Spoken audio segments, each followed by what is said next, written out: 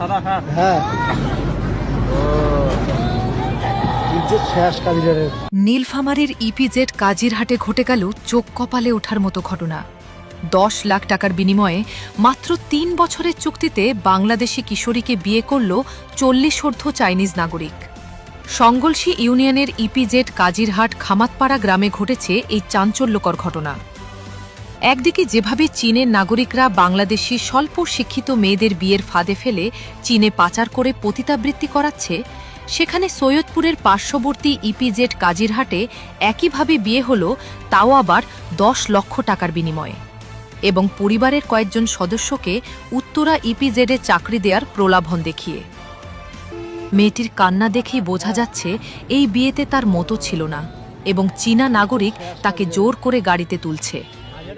এই বিয়ের ব্যাপারে প্রশাসনের হস্তক্ষেপে তদন্ত দাবি করেছেন সচেতন মহল।